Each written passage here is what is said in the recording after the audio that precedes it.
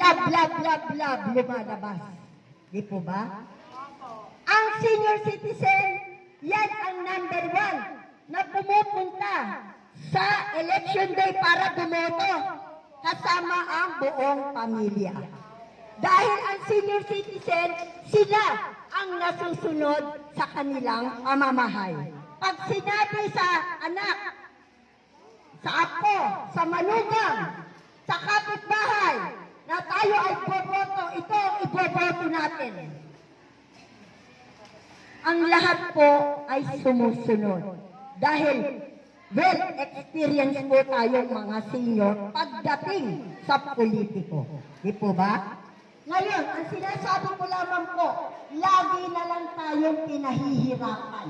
Mga senior, lagi na lang pinahihirapan na kung saan para lamang makakuha ng ayuda, na kung saan para lamang ma-approve sa mga iba't ibang klase ng pensyon para sa ating senior citizen. Samantalang, ang senior citizen ang malaki ang budget pagdating sa Malacanang. Pero hindi nakakarating sa atin. Bakit? Kasi wala tayong taga-sigaw. Tayong mga senior, tinig lamang po tayo. Walang nakakarating sa Kongreso. Kasi wala tayong taga-sigaw. Kasi sinasabi lang nila na mahal nila tayo. Pero hindi natin nararamdaman. Di po ba? Tama po ba ako? Ang social pension, pagka nag-apply, marami ang nag-a-apply pero marami din ang disqualified. Bakit? Kasi hindi kayo malapit sa kawali. Hindi kayo malapit sa tagalista. Kaya ang daming nadi-disqualified. Yung mga nag-a-apply na 60 years old, 75 na, 80 na, namatay na, hindi pa rin na-approve. Ama ako, hindi.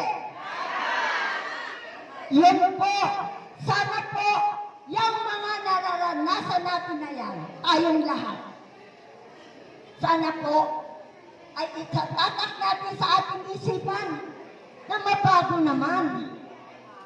Mabago naman, makakuha tayo, makakita tayo ng tamang sisigaw sa mga tinig ng senior upang matupad ang mga adhikain. Ano-ano lamang na mga adhikain na yan? Diba? Simple lang ang mga adhikain na yan.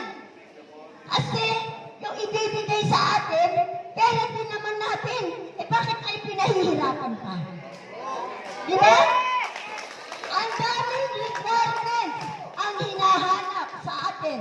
Ang daming requirements ang hinahanap sa atin. Kawawa tayo, pabalik-balik tayo. Na pwede namang i-approve pa lang agad. Ang kulang lang natin, yung taga-sigaw sa Kongreso.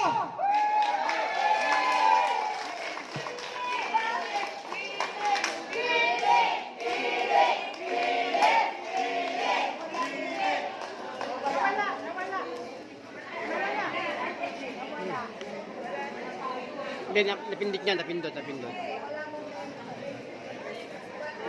USB mode. Hello? Bluetooth mode. Yan. Yes, ang social pension po ay isa lamang sa mga pension na ibinababa sa atin. Meron po tayong tinatawag na social welfare assistance na kung saan pag hindi ka kasama sa social pension, doon ka dadalhin sa social welfare assistance. Na kung saan pinahihirapan pa rin po tayo. Bakit palagi na lang pinahihirapan ng mga senior? Pagdating ng election, ang senior ang unang-unang kailangan nila. Tama o hindi? Yan. Kayo na po ang nagpapatunay. Dahil tumanda tayong lahat na puros na lang ganito ang nangyayari sa atin. Mabuti po ako, medyo bata pa po ako. Kaya ko pang lumaban. Kayo ba kaya nyo pa lumaban? Sama-sama tayo! Magkaisa tayo! Basta sa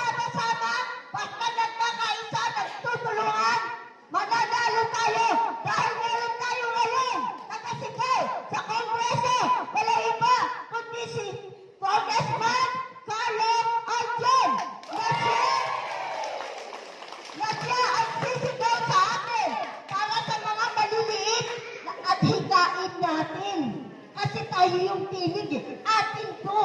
Atin to mga co-senior. Tinig ng senior citizen, 97, atin to. Atin tong lahat. Meron na isa magtatanggol sa atin. Yung nga'y sinasabi ko sa inyo, napakasimpleng tao. Nakita nyo naman sa personality niya, sa pagsasalita niya. Dahil kayo ay mga magulang, alam na alam ninyo, meron kayong first instinct na itong tao na ito na humarap sa inyo sa harapan, hindi maboka. Diba? Pero, sisiguraduhin naman niya, nababaguhin niya lahat ng mga mali ng mga gawi ng mga politiko sa pamamagitan ng kanyang pagsigaw sa Kongreso, kasama tayong lahat.